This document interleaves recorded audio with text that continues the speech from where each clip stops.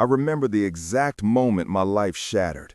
It wasn't loud, it wasn't dramatic. It was the sound of my own sobs echoing in a silent apartment that cost more than my childhood home. I was sitting at my glass desk, the one I bought to show everyone I'd made it, and my mother's voice was coming through my speakers, her last words to me, and I had missed them. My hand shook so bad I could barely click the mouse. The email was just sitting there in my inbox, sandwiched between a work memo and a shipping confirmation. From Mom. The subject line was so simple, so her. It was sent at 11:47 p.m. The coroner says she passed in her sleep sometime before 2 a.m. She sent this, and then she just left. I need to rewind. I need to tell you how I got here. My name is Jason Miller. I'm 35, a finance consultant in Seattle. I live in a high-rise with a view of the Space Needle. I wear $2,000 suits. I thought I had it all figured out. Success was a number in a bank account. Love was something you could schedule for holidays. After my dad died 5 years ago, things changed with Mom. She stayed in our old house in Spokane. The roof needed fixing. The heater was ancient. Her arthritis medication wasn't cheap. I started sending money. At first, it felt good, the successful son helping out. I'd get a thank you card in the mail, her handwriting so familiar it hurt. But the years went by. The calls started to feel the same. Jason, honey, the plumbing's making a funny noise again. Jason, the doctor said I should try this new prescription. Every time my phone lit up with Mom, my stomach would knot up. I started seeing dollar signs instead of my mother's face. I'd be in the middle of a high-stakes meeting, my team looking to me for answers, and my phone would buzz. It was always something. I convinced myself she only saw me as a wallet. I built this narrative in my head, this fortress of resentment, brick by brick. Then, 2 weeks ago, it happened. It was a Tuesday night. I was exhausted, staring at a spreadsheet that wouldn't balance. My phone rang. Mom. I sighed and answered, my voice already tight. Jason, I'm sorry to bother you. Her voice was soft, a little shaky. The heater's gone out again. The house is so cold. I was wondering if you knew a guy. I snapped. I just lost it. All the frustration, the built-up annoyance, it just boiled over. Mom! I cut her off, my voice sharp as a knife. You only ever call me when you need something, when you need money. I'm not your personal bank, you know.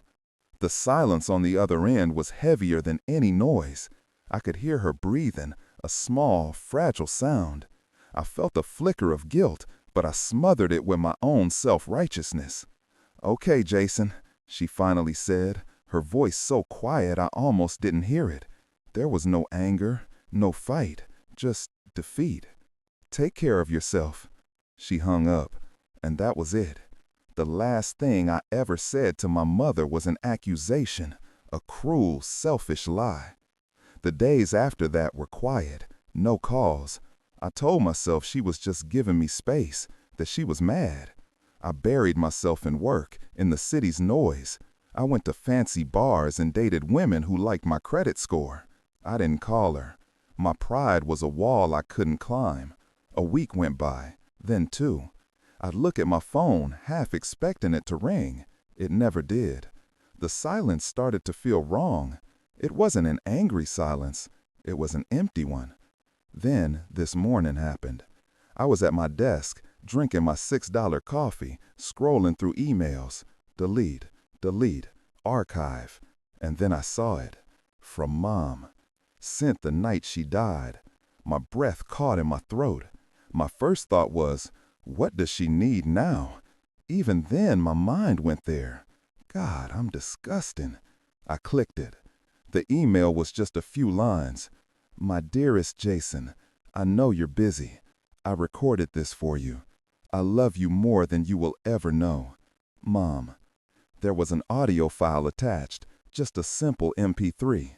My hand was trembling so violently I missed the play button twice. I finally clicked it. A soft, static hiss. Then her voice. A little weak, but so unmistakably her. Hi, baby. That's all I heard before the first sob ripped out of me. I doubled over, my forehead hitting the cool glass of the desk. I didn't hear the rest of the message. Not then.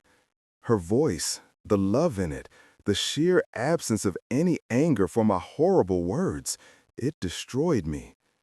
The sound of my crying drowned out her final words to me. I was sobbing for the man I had become, for the time I wasted, for the love I was too blind to see. I was so wrong about everything.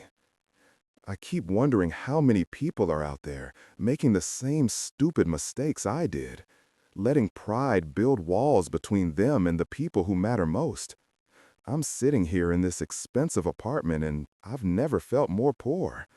I'm just one guy in Seattle and my world has completely fallen apart. I find myself wondering how far a story like this can travel. Where are you even listening from?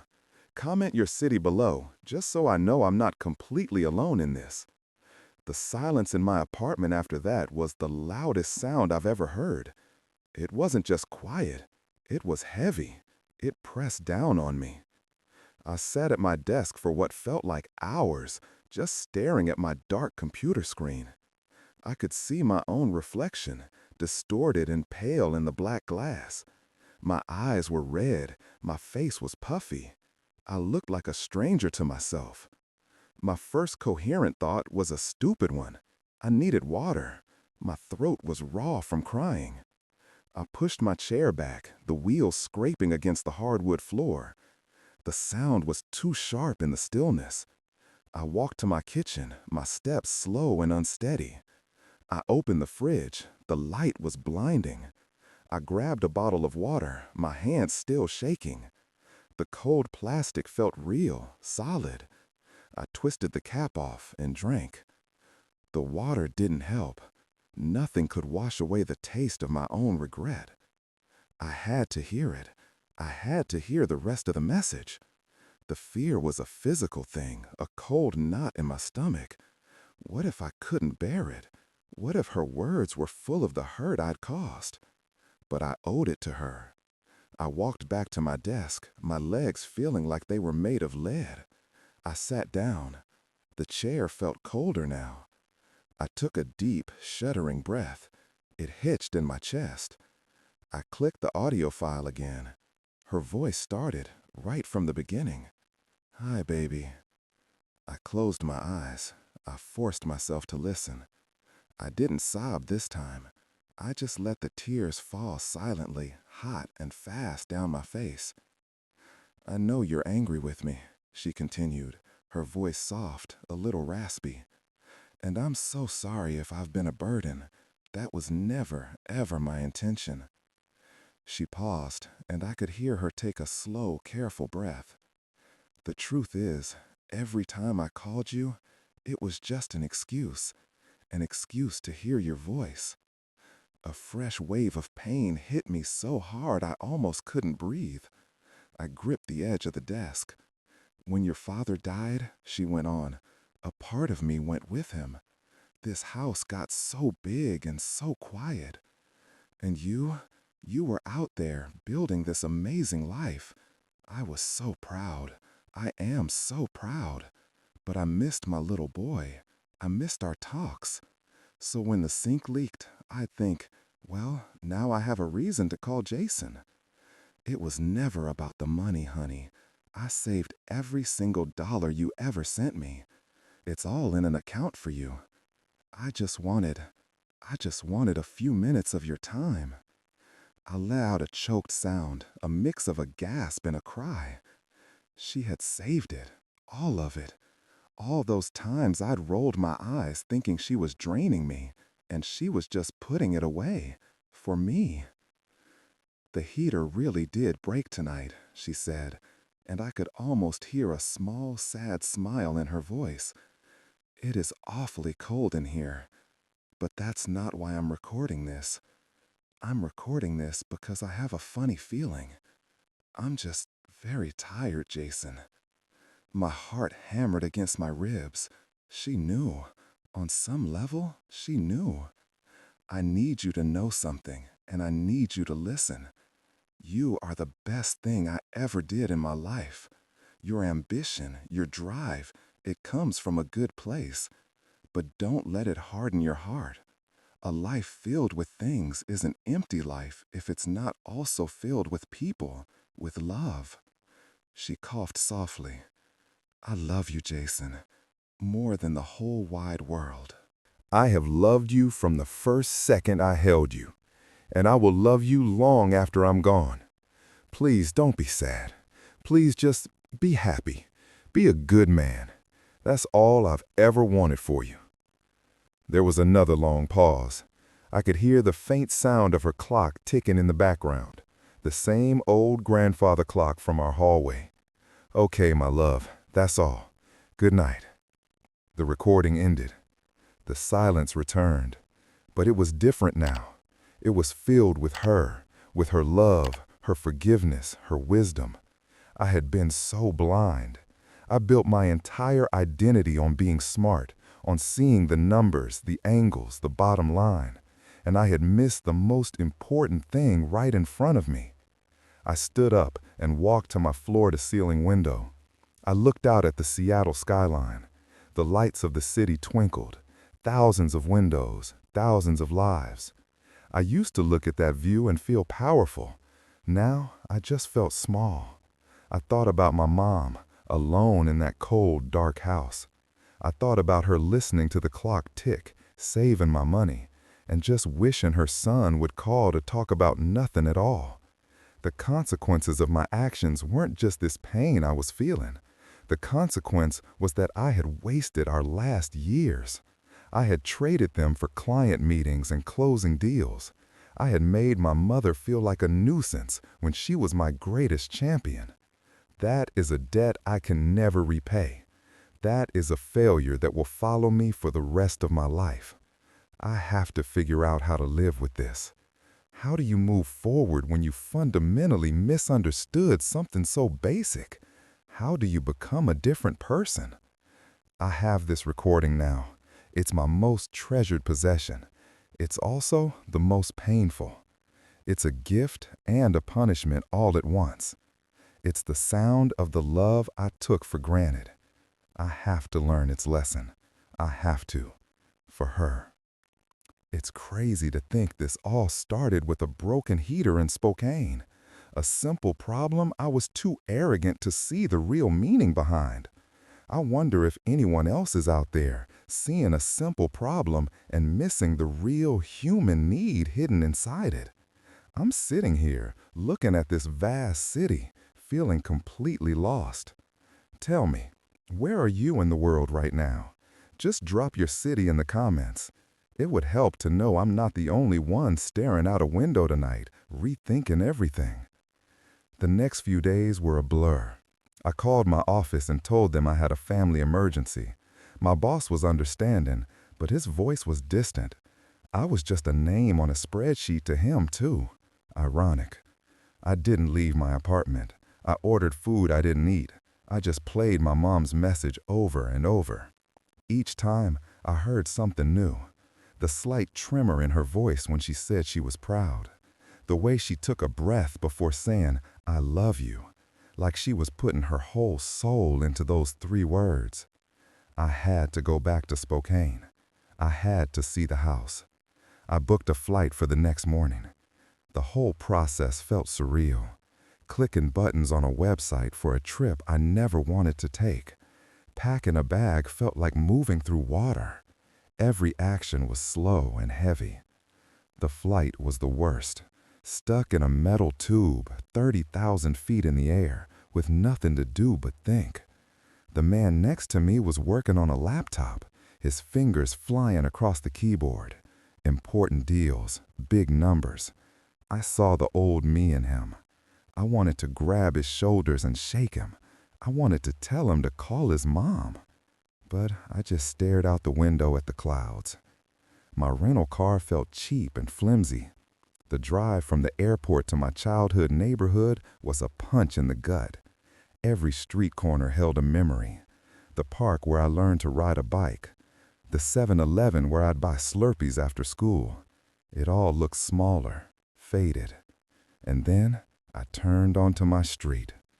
There it was, The white house with the blue shutters. The porch where my dad used to read the newspaper. The lawn was a little overgrown. The whole place had a stillness to it that made my heart ache. I pulled into the driveway and just sat there, my hands gripping the steering wheel. I couldn't make myself get out. When I finally did, my legs were weak. I walked up the front path, my dress shoes crunching on the gravel. The sound was too loud. I found the key under the fake rock, right where it had always been. My hand was shaking so bad I could barely get it in the lock. The door swung open. The smell hit me first. It was the smell of my childhood. Lemon polish and old books and her perfume still lingering in the air. It knocked the wind out of me. I had to lean against the doorframe. The house was exactly as I remembered, but frozen in time. The floral couch, the worn rug in the living room. Her knitting basket was on the floor next to her favorite chair, a half-finished blue scarf sitting in it. She was always cold. I thought about the broken heater. My chest tightened.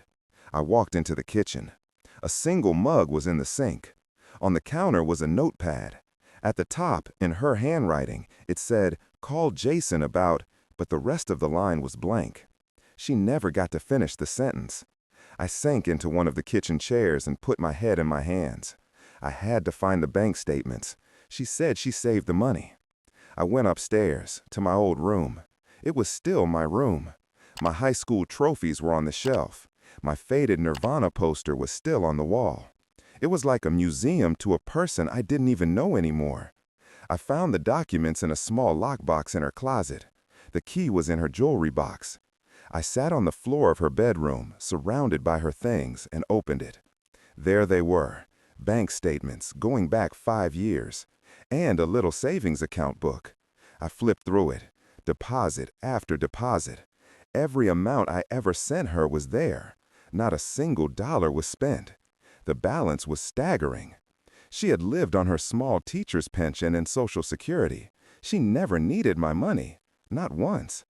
At the bottom of the box was an envelope with my name on it. I opened it. It was a birthday card from 2 years ago. I had been too busy to visit, so I just wired her $500. Inside, she had written, "Thank you for the generous gift, honey. I'm putting it away for you. I'm so proud of the man you've become. All my love, Mom." I read those words, "the man you've become," and I started to cry again. She was proud of a fiction. She was proud of the son she hoped I was, not the selfish man I had actually become. I spent the rest of the day just being in the house. I touched her things. I looked at the photos on the walls. Pictures of me as a gap-toothed kid, of my dad with his arm around her, of our family when it was whole. I was surrounded by proof of a love so deep and so constant, and I had been too obsessed with my own life to feel it. The consequences of my choices were everywhere. In the cold silence of the house, in the unspent money, in the half-finished scarf. I had created this reality. My resentment had built a wall, and on the other side of it, my mother was just waiting for me to tear it down. And I never did. Not until it was too late. I finally got the courage to look at the heater in the basement. It was old, just like she said. A simple part had come loose. It would have taken me 10 minutes to fix. 10 minutes, that's all it would have cost me. 10 minutes of my precious time to make sure my mother was warm. Instead, it cost me everything. As the sun started to set, painting her bedroom in orange light, I knew I couldn't stay in the house. The silence was too full of her. I locked up and drove to a cheap motel near the airport. I lay on the stiff bed and stared at the ceiling. I was back where I started, in a quiet room. But now, I was in her city. The city I'd avoided for years. I felt closer to her and farther away than ever. How do you even begin to fix a mistake this big when the person you've wronged isn't here to forgive you? The funeral was a small, quiet affair. Just a few of her old friends from the teacher's lounge, some neighbors. I stood there in a suit that cost more than her monthly bills, feeling like a complete fraud. Everyone offered their condolences. "She talked about you all the time," one woman said, her eyes kind. She was so proud of you. Each word was like a knife twist. They saw the successful son. They didn't see the man who had let his mother die thinking she was a burden. After the service, I went back to the house. I had to start going through her things. The thought made me sick. It felt like an invasion. I started in the living room with the bookshelves. I pulled out a photo album, its cover faded and soft. I sat on the floor and opened it. There I was, a baby in her arms. Her smile was so bright, so full of pure joy. Page after page documented a childhood I had mostly forgotten. Christmases, birthdays, lazy summer days. In every picture, she was looking at me, or at my dad, with this unwavering love. I found a stack of my old report cards, bundled with a rubber band. Every one had a note from her on the back. "Jason got an A in math, we're so proud," from 3rd grade. "Jason made the basketball team," from freshman year. She kept every single one. I threw away my old trophies years ago, deeming them junk. She had kept the paper proof of my small childhood victories. Then I found the journals. A simple spiral-bound notebook tucked between cookbooks on a kitchen shelf. My hands trembled as I opened it. It wasn't a deep, secret diary. It was just notes, little snippets of her days. April 12th. Jason called today. He sounded tired. I told him the faucet was dripping. I just wanted to hear his voice for a few more minutes. He said he'd send a plumber. I wish he'd just come himself. August 3rd. A check came in the mail from Jason for my birthday. I deposited it into his savings account. I missed the clay ashtrays he used to make me in art class. October 22nd. The leaves are so beautiful this year. I sat on the porch and remembered when Jason was little, how he'd jump into the piles his father raked. The house is too quiet now. November 14th. I called Jason tonight. The heater is making a funny noise. He was short with me. He said I only call when I need something. My heart broke a little. He doesn't understand. The needing something is just the excuse. The wanting to talk to him is the reason. I had to stop reading. I put the journal down and walked outside, onto the porch. The cold air bit my face. I leaned against the railing, my whole body shaking. It was all there, in her own handwriting. A years-long record of my neglect. A map of her loneliness and my blind, arrogant refusal to see it. I thought I was the smart one. I was the biggest fool. I went back inside. I couldn't run from it. I had to face it all. I found more journals in a drawer by her bed. The last entry was dated the day she sent the email. It's so cold in the house tonight. The heater finally gave out. I called Jason. I shouldn't have. He was so angry. He thinks I want his money. He has no idea. I've been saving it all for him, for his future. I have a bad feeling tonight. I'm just so very tired. I recorded a message for him.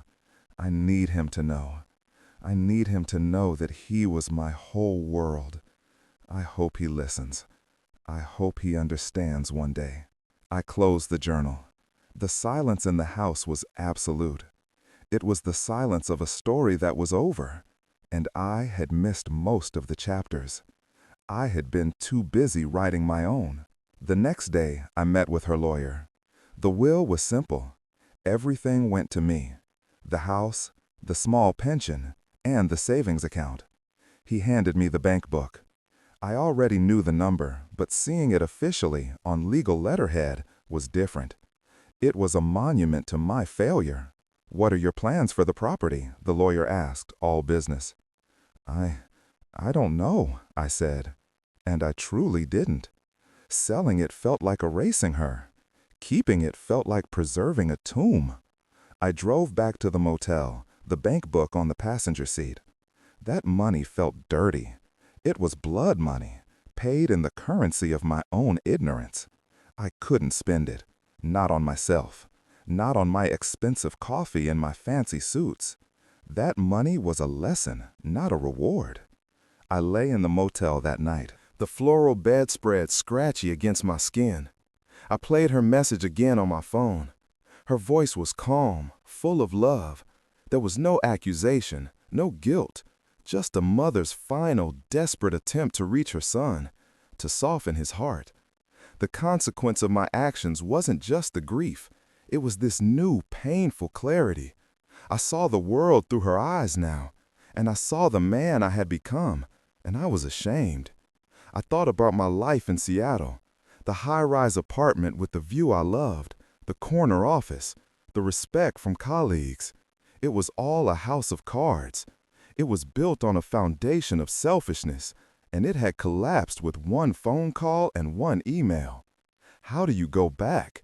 How do you sit in that same office, in that same apartment, knowing what you know? Knowing that your success was built on the back of someone else's quiet loneliness. The life I built feels like it belongs to someone else now, a stranger I don't particularly like. I have to do something. I can't just go back to my old life. That path is closed to me now. Her message, her journals, this empty house, they've rerouted me. I'm lost, but I know the direction I was heading is wrong. I keep thinking about that broken heater, a 10-minute fix. It seems so symbolic now. All the problems I thought were so big, so burdensome, were just simple, fixable things. The real problem was me. My heart was the thing that was broken, and she knew it. She spent her final moments trying to fix it for me. I'm still here in Spokane, in this cheap motel room. I don't know what my next move is. All I know is that I can't be the man I was. That man died in this city, right along with his mother. I have to build something new, something she would actually be proud of. But the weight of it all is so heavy. The regret is a physical presence in this room with me. It's a strange feeling to have your entire understanding of the world shattered, to realize you've been the villain in your own story. I look in the mirror and I don't recognize the person staring back. I see my mother's eyes, I see my father's chin, but I don't see me anymore. That person is gone. If you've ever had a moment that changed everything, you know what this feels like. The ground is gone from under my feet. I'm just falling. I'm trying to find something to hold on to.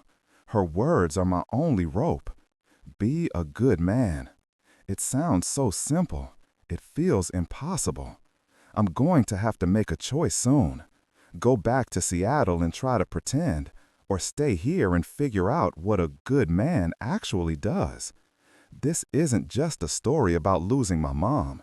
It's a story about losing myself, and I have no idea how to find my way back.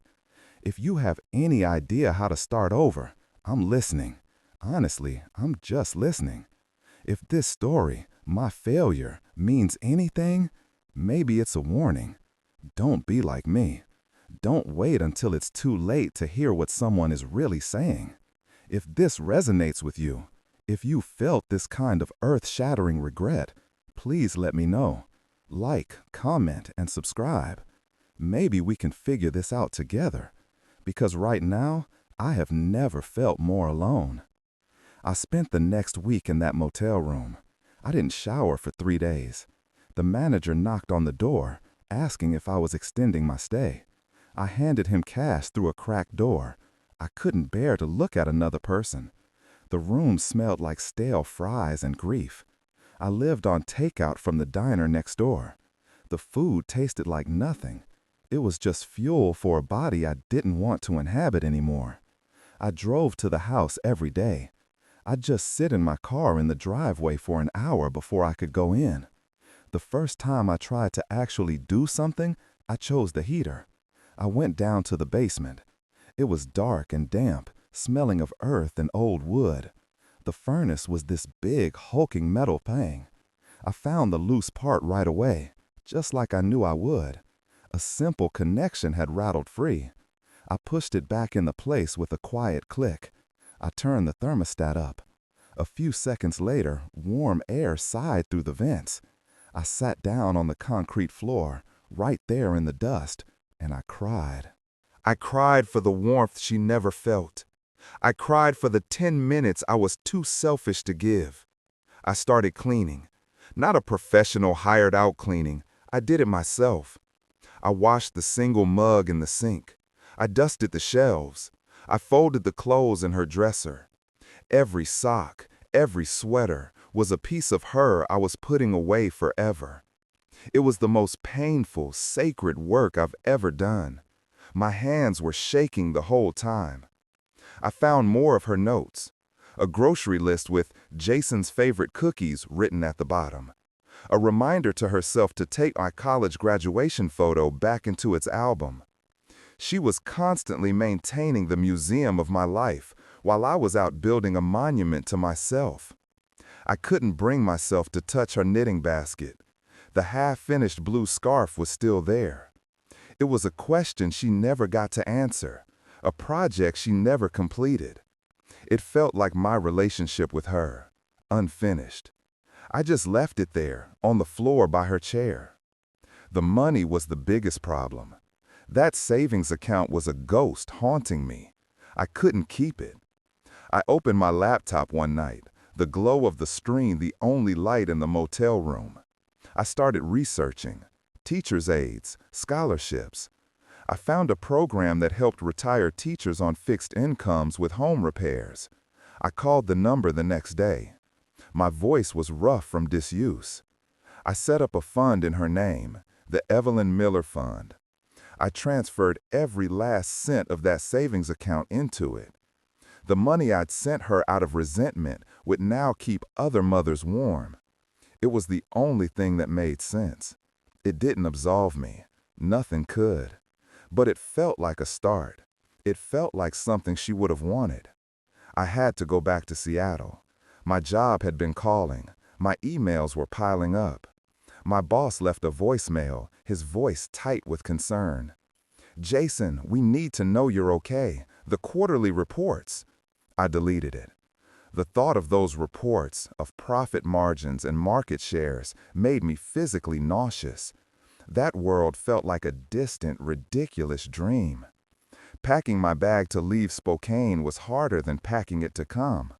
I was leaving her behind all over again. I drove to the house one last time. I walked through every empty room. I ran my hand over the kitchen countertop. I stood in the doorway of my old bedroom.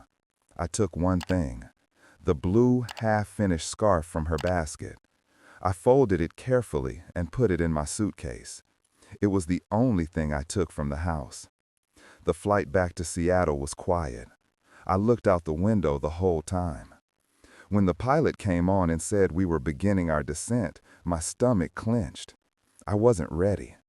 The city skyline came into view, all sharp glass and steel. It looked cold, impersonal. My apartment was exactly as I'd left it, impeccably clean, professionally decorated, and utterly lifeless. It didn't feel like home. It felt like a hotel, a very expensive, very empty hotel. I went to work the next day. I put on one of my expensive suits. It felt like a costume. The receptionist smiled at me. "Welcome back, Mr. Miller. We missed you." I just nodded. I couldn't speak. I walked to my corner office. The view was stunning. The Space Needle, the water, the mountains. It meant nothing. My assistant brought me a coffee. "Double shot latte, just how you like it, Jason." I took a sip. It was bitter. I set it down and didn't touch it again. My first meeting was at 10 a.m., a presentation for a new client. I stood in front of the conference room, my PowerPoint slides glowing on the screen. I looked at the graphs, the charts, the projections for wealth. I opened my mouth to speak, to give my usual polished pitch, and nothing came out. I just stood there, staring at these people who wanted me to help them make more money. I thought about my mom's journal. I wish he'd just come himself.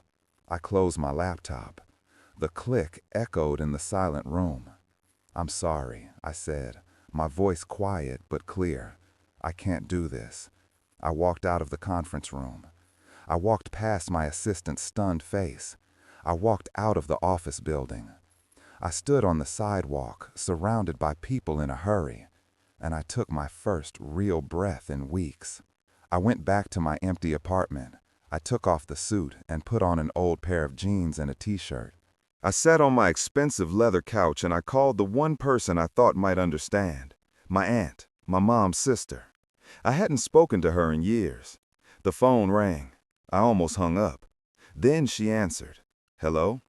Her voice sounded so much like my mom's it stole my breath. "Aunt Carol," I said, my voice cracking.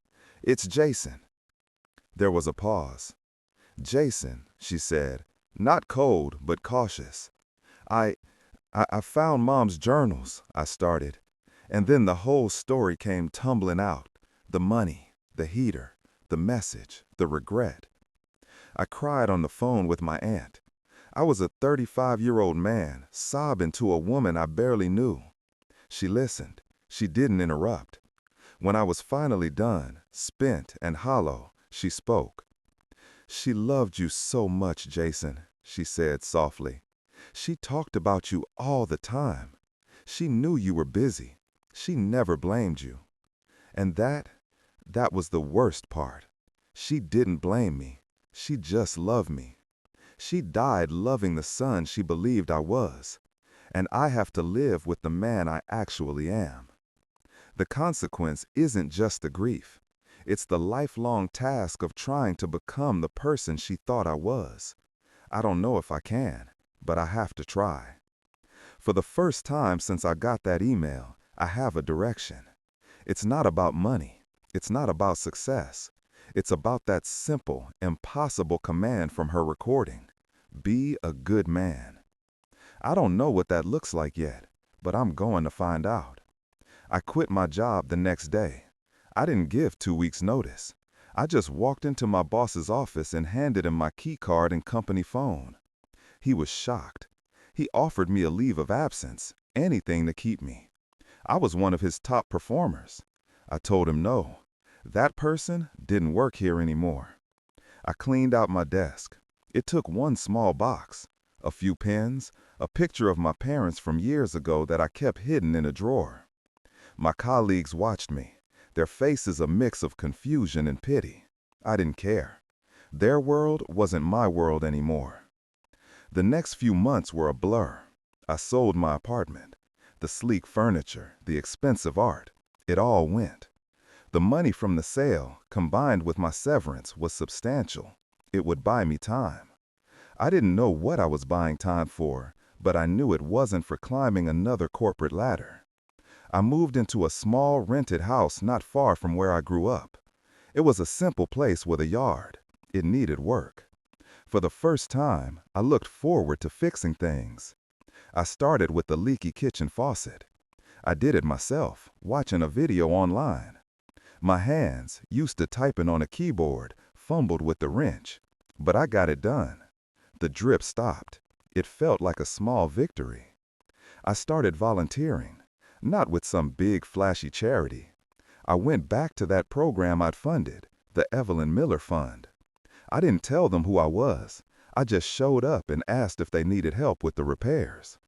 At first, they gave me simple tasks, painting, moving furniture. Then one day, an older woman, Mrs. Gable, needed her porch steps fixed. They were rotten. I spent a whole weekend on it, measuring, cutting, hammering. When I was done, she came out with a glass of lemonade. Her hands were shaky. "My son lives in Florida," she said. "He's very busy." I just nodded. I knew that story. I helped her test the steps. She held my arm, her grip surprisingly strong. "You're a good boy," she said. Those words hit me harder than any bonus I ever received. I began visiting my Aunt Carol regularly. We'd have coffee. She'd tell me stories about my mom that I'd never heard. Stories from before I was born. She was funny. She was stubborn. She loved old movies and hated mayonnaise. I was getting to know my mother as a person, not just as my mom. It was a gift I never knew I needed. One afternoon, I was in my garage sorting through some tools. The half-finished blue scarf was sitting on a shelf. I looked at it every day. That day, I picked it up. The yarn was soft. I found a YouTube tutorial on how to knit. My first attempts were a tangled, knotted mess, but I kept at it. Slowly, clumsily, I started adding to her work. I was finishing her scarf. I was finishing our conversation. It took me almost a year. The scarf was lopsided in places. The stitches were uneven, but it was done. The first cold day of winter, I wrapped it around my neck. It was the warmest thing I'd ever worn. I don't have a fancy title anymore.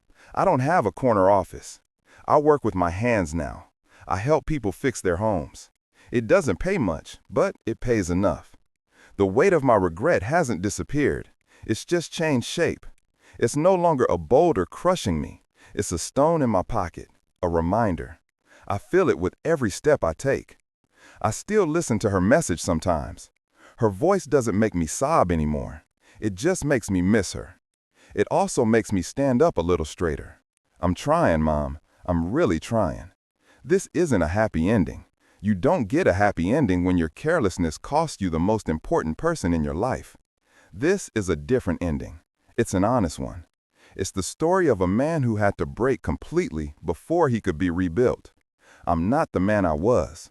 I'm not yet the man she believed I was. But I'm on the path. I'm building a life, not a resume. A life she would recognize. A life with porch steps that are safe, and scarves that are finished, and time for a glass of lemonade. If you took anything from my story, let it be this. Don't mistake the excuses people make to talk to you for burdens. They are bridges. And you never know when the river underneath will rise and wash them away for good. Be present. Listen. It's the only currency that really matters in the end. My journey is far from over, but for the first time, I'm not lost. I'm just walking, and that's enough. If this story meant something to you, if it made you think of someone you love, then her message did its job. It reached beyond just me. Please let me know your thoughts in the comments. Like this video if it resonated. Subscribe if you want to follow along as I figure out this new life. Thank you for listening. It means more than you know.